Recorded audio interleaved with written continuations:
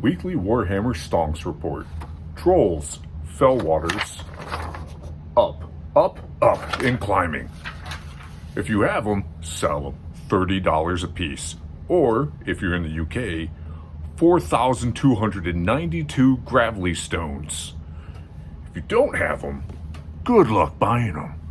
Or, make them. So, once the Fellwater Troll stats hit the sites, they sold out pretty darn quick, at least here in the US. So I went on to Reaper and I ordered a handful of trolls that they had that looked really close to the Fellwater. I had already 3 on hand. I wanted to get at least 3 more. One of them came in and it was missing an arm. Reaper's really good about this. You shoot them an email, they'll send you a whole new mini. But I looked at this and I was going through one of my other videos on TikTok, and I thought this was a really good chance to use some of the extra bits that I had from the old kits. So I cut off some of the arms, drill a couple of holes, and I start to modify them.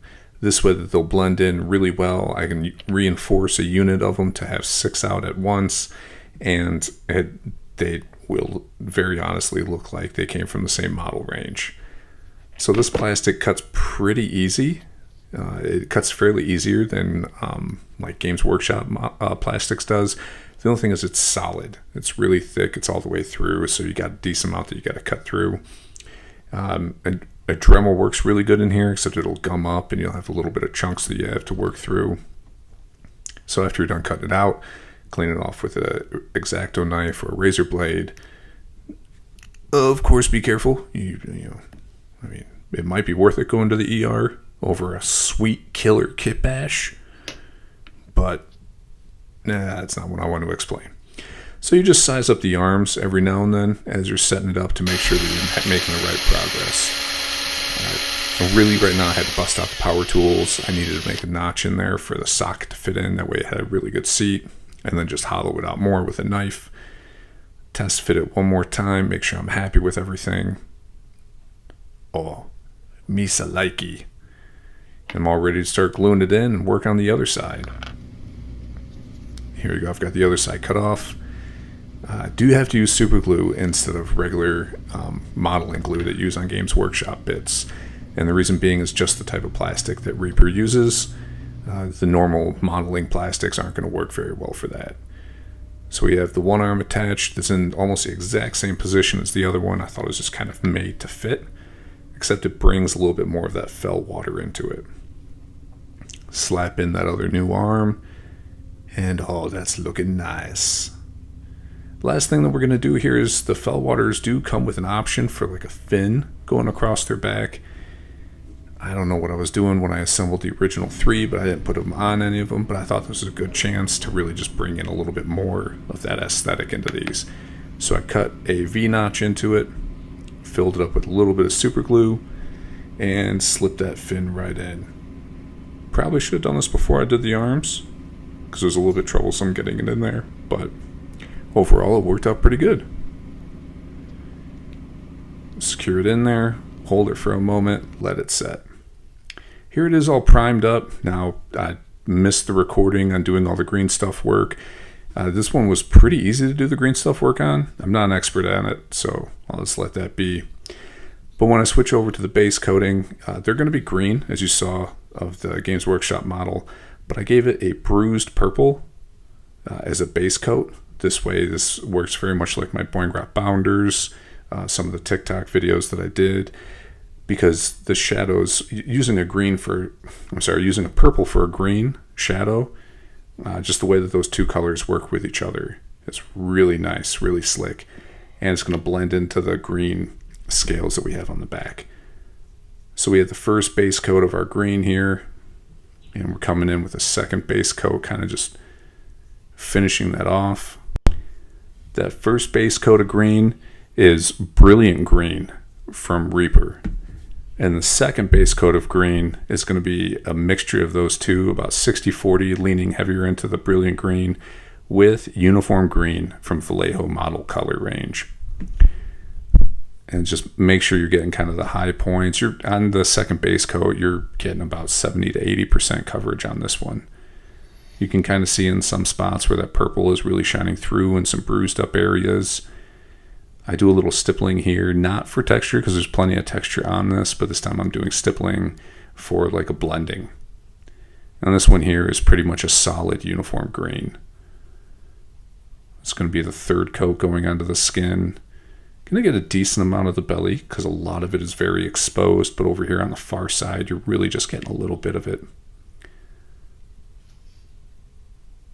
Move around, make sure you hit all the points here.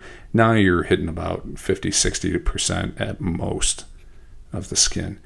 Really make sure you hit those calves, or hitting the light right. And those butt cheeks. Those butt cheeks are absolutely fantastically hitting the light. That's going to be a focal point. Remember, you're going to be looking at the back side of your minis. So really make sure that you paint the butt cheeks up just as beautifully as you can. Your opponent's going to be staring at that nice detailed face, and this is what you're going to be staring at. You might want to play with your models backwards. Use a little bit of reverse psychology on them. So here I kind of work with the paint still just a little bit wet. So you get a little bit of blending, little bit of stippling. And there you go. Pretty much done with that step. Now the final layer, we're going to mix into that last mix that we did with a little bit of Reaper's Leaf Bud Green. So this is very bright, so we really don't do a whole lot. I kind of tested a little bit on the stomach here to see how much I wanted to do. And again, I'm going to use, like, instead of a stippling this time, I'm going to use almost like a hatching method or feathering method. And I'm going to use that to blend in the colors a little bit. A lot of times I do this for texture, but at this point I'm using it to kind of blend and add in that transition, because this one here is a little bit of a more stark transition. But this is a very similar paint job that I did to my trolls probably 2 years ago. So just carrying it over here with these.